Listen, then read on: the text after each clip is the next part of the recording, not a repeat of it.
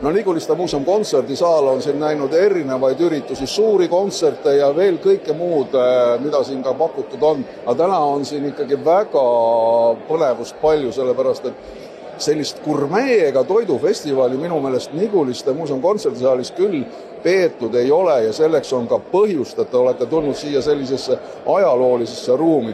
Eesti kultuur, toidukultuur on ikkagi tugevate sammudega läinud maailma tippu. Te jagate täna siin välja Michelini tärne ja tundub, et see paar aastat on olnud ikkagi väga tugev ülestõus.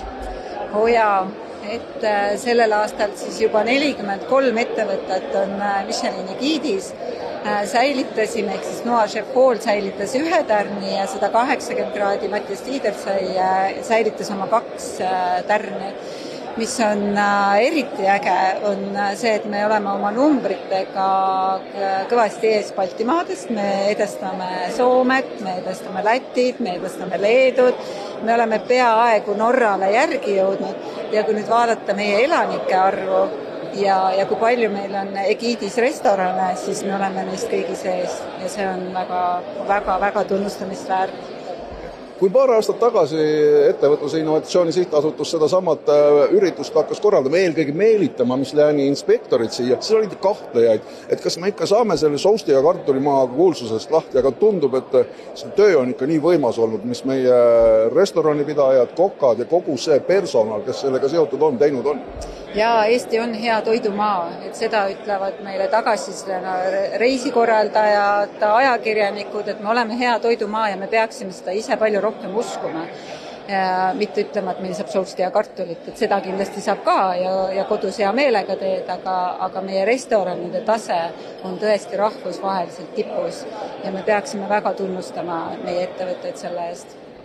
Tegelikult oli õhus ka väga suur selline üllatus, restoran 180 kraadi oleks ja lootis saada 3. Michelini tärni.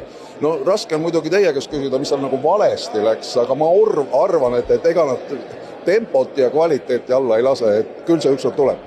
Ja 2 tärni puhul tuleb täpselt samamoodi palju vaeva näha, et eks meie ka ootame alati, et äkki tuleb keegi ka 3 tärni restoran, aga ma arvan, et nad on juba praegu väga head tööd teinud, et säilitanud 2 tärni, et ega see ka lihtne ei ole, nii et ootame, küll see 3. tärn tuleb Eestile, uskuge mind tuleb.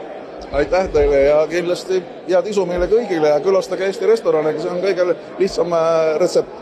Ja külastage Eesti restorani. Sellel aastal on tähelepanuväärne see, et selle sama Michelini inspektorite külaskäigu ajal vaadati ka seda, kuidas meie teenindajad töötavad, vaadati ka seda, kuidas meie noorkokad töötavad ja vaadati ka seda üldiselt, kuidas restoranid välja näevad oma sisekujunduse poolest. See on tegelikult kogu aeg olnud väga tähtis. Aga nüüd mul on hea meel enda kõrvale kutsuda Michelini inspektorite poolt valitud parimaks nooreks kokaks Mark Kerdi, kes siis töötab restoranis Hoov ja räägime temaga sellest, kas see tähendab ka seda, et nüüd on tunnustus tulnud, et võib nagu tempolt raugeda lasta. Üldjoones peab alati otsast lõpuni kõik minu mõnest hästi tegema selleks, et selliseid mingisuguseid tunnustusi või auhindu saada, kui see on muidugi oluline kellegi jaoks. Sinu jaoks on? Ta on tore boonus, ta ei ole esmatähtis. Et kui sa teed südamega asja ja otsast lõpuni ei anna mingisuguseid kvaliteedis mingeid asju järgi, siis ma arvan, et need asjad tulevad iseenesest. Sina teed nüüd oma tööd pärast seda, kui sind on tunnustatud parima noore kokana, ikkagi samamoodi edasi? Absoluutselt, see ei muuda mitte midagi.